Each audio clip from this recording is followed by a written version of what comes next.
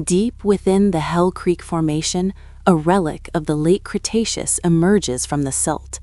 This is Pachycephalosaurus wyomingensis, a creature defined by a skull of impossible proportions and prehistoric mystery.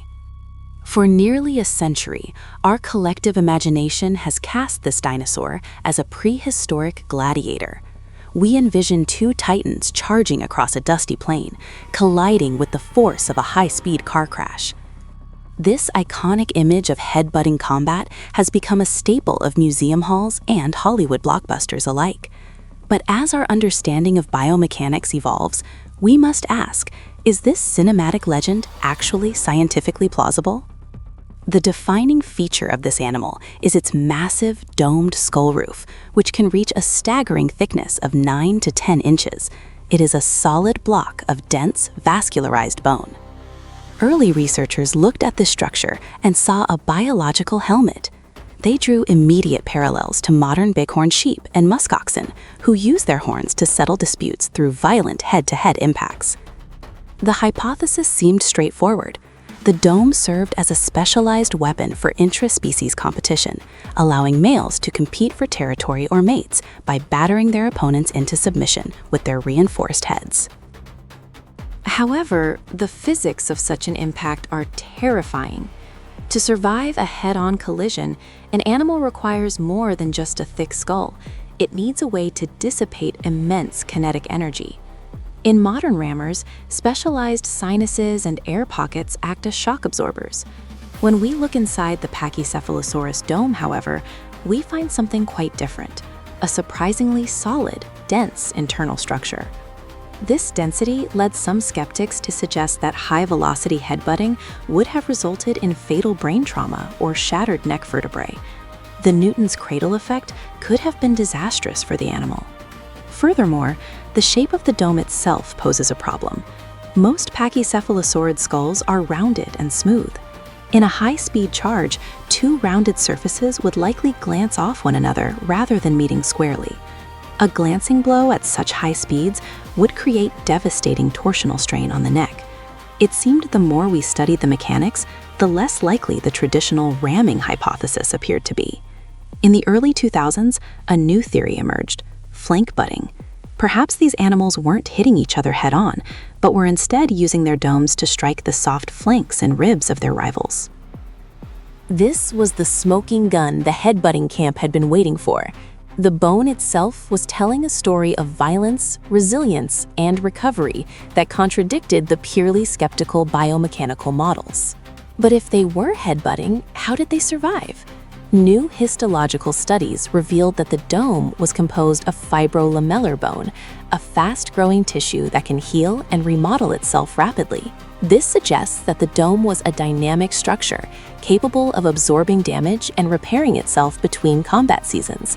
It wasn't just a static helmet, but a living, regenerating piece of weaponry. Furthermore, a re-examination of the neck vertebrae showed that Pachycephalosaurus possessed specialized joints that could lock the spine into a rigid, straight line during an impact. By aligning the head, neck, and torso, the animal could transmit the force of a blow through its entire body and into its sturdy legs, much like a professional boxer bracing for a punch. This alignment changed everything. It meant the brain wasn't taking the full brunt of the force. The entire skeletal architecture was designed to participate in the collision. However, the headbutting behavior may have been more nuanced than a simple joust. Scientists now suggest shoving matches or low-velocity wrestling where the domes were pressed together in a test of strength. In this scenario, the domes would act as stable contact points, allowing the animals to gauge their opponent's power without the extreme risk of a high-speed collision. It was a contest of endurance. This behavior mirrors what we see in modern bison. They don't always charge from a distance. Often they lock heads and use their massive neck muscles to shove until one individual yields. But what about the younger individuals?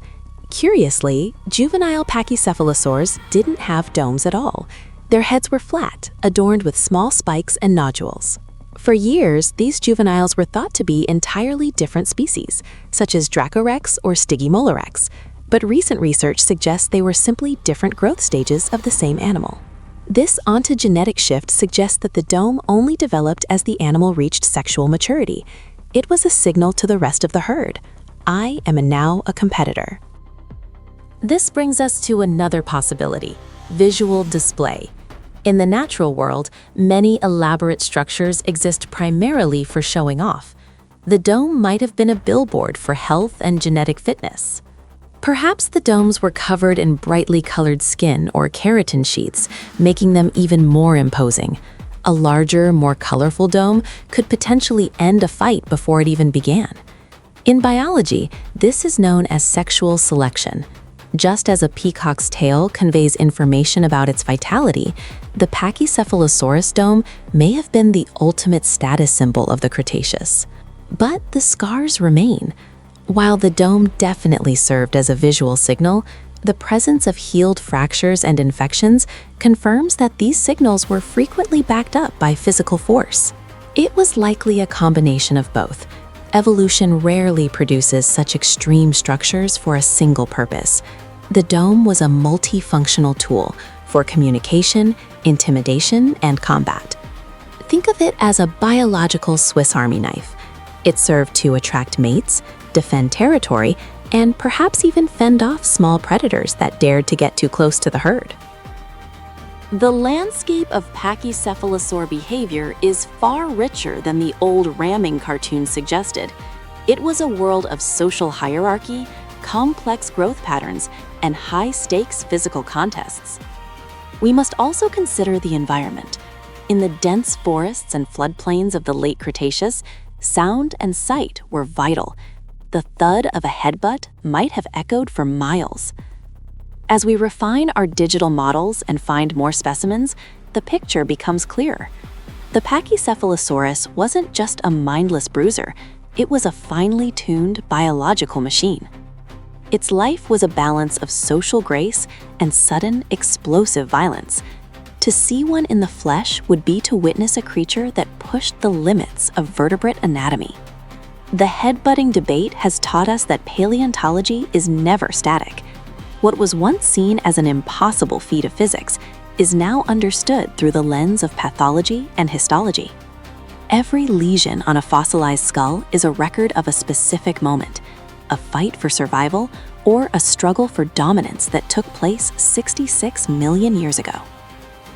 The bone-headed lizard remains one of the most charismatic and misunderstood inhabitants of our planet's history, a symbol of the strange paths evolution can take. As we look to the future of research, new technologies like synchrotron scanning will allow us to look inside these domes without ever damaging the precious fossils themselves.